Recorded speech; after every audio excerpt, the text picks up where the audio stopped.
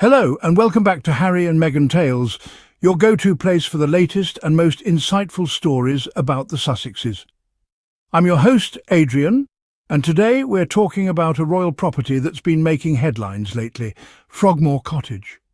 You know, the home Prince Harry and Meghan Markle lived in after their wedding before stepping back from royal duties.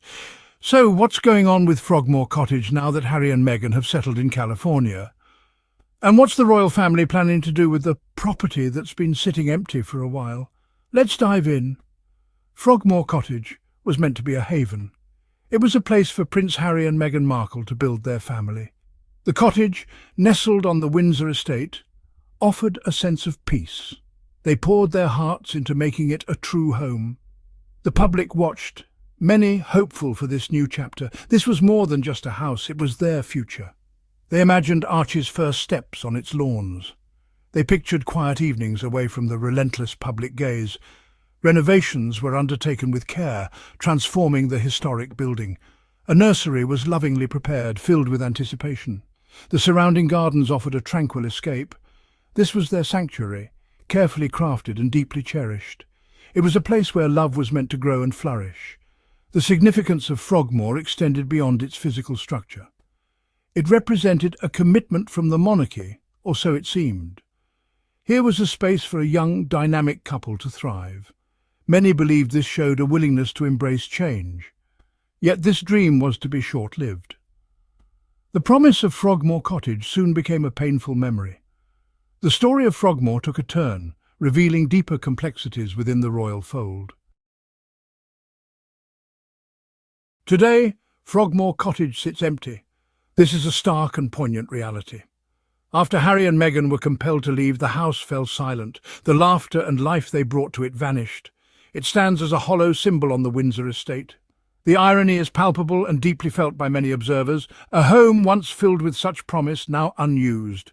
This emptiness speaks volumes about the situation. It questions the decisions that led to this point. A family needed a home, a secure base in the UK.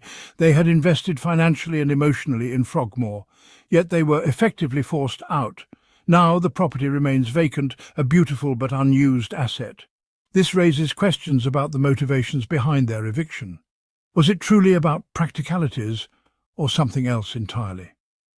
The silence from within Frogmore's walls is almost deafening. It highlights a missed opportunity for reconciliation and understanding. The official narratives often obscure the human element, but Frogmore Cottage is more than just bricks and mortar. A significant point of contention was the renovation cost of Frogmore Cottage. Taxpayer money initially used became a source of public debate. Prince Harry and Meghan Markle took this very seriously. They made a commitment to repay the £2.4 million. This was an unprecedented step for members of the royal family. They fulfilled this promise in full, ensuring no burden on the public purse. This act demonstrated their integrity and desire for independence. It was a clear statement of their responsibility. Their repayment covered all costs associated with the refurbishment. This was not a small sum, yet they prioritized settling it. This gesture was intended to quell criticism and show good faith. It also meant they had a continued stake in the property. They hoped to retain Frogmore as their UK base. This would allow them to support the Queen and maintain family ties. Despite this full repayment, their future at Frogmore was not secure. The narrative shifted and soon they were asked to vacate. This decision came as a shock to many. They had honoured their financial obligations, they had expressed their wish to keep Frogmore. Yet the property was effectively taken from them. Section 4. The Andrew Affair, a tale of two princes. The story of Frogmore Cottage becomes troubling when contrasted with other royal arrangements. Consider Prince Andrew. He resides at the 30-room Royal Lodge. Despite controversy, he retains his grand residence. Reports emerged that Frogmore Cottage was offered to him after Harry and Meghan were told to leave. This offer, if true, is problematic. Andrew reportedly refused the smaller Frogmore Cottage. He preferred to stay in his expansive home. The comparison is stark. Harry and Meghan lost their UK base. Andrew, amidst scandal, faced fewer repercussions. This disparity fuels accusations of double standards. It suggests a system that protects some more than others. The optics are poor for the monarchy. The offer of Frogmore to Andrew sends a clear message. It implies Harry and Meghan's departure was not solely about property management. It hints at a desire to remove them from the royal landscape. Section 5. Royal rules applied selectively, judged harshly. The treatment of Prince Harry and Meghan Markle suggests a selective application of royal rules.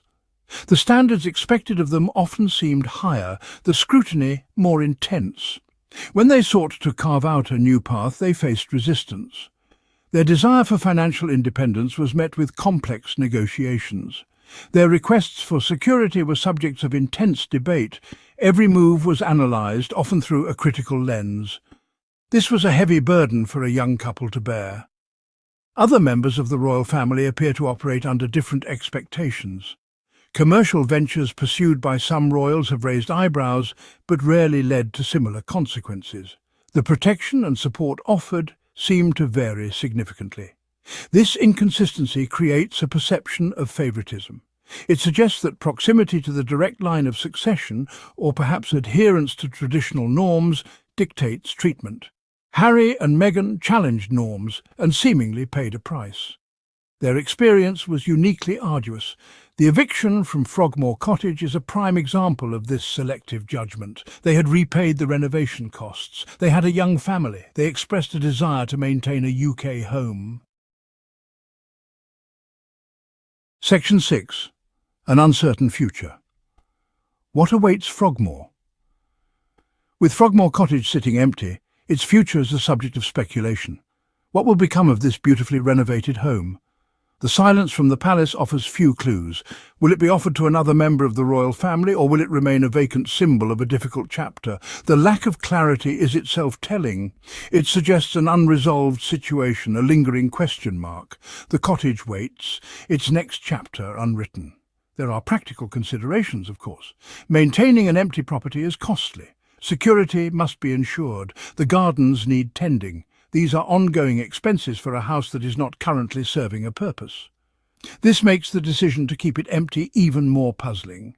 If there was an urgent need for the property, one would expect swift reallocation. The current limbo state suggests otherwise. It feels like a pause, but for what reason? Perhaps the royal family is waiting for the right moment or the right resident. Section 7. Beyond the Walls. Lessons in Hypocrisy and Hope. The saga of Frogmore Cottage is more than just a property dispute.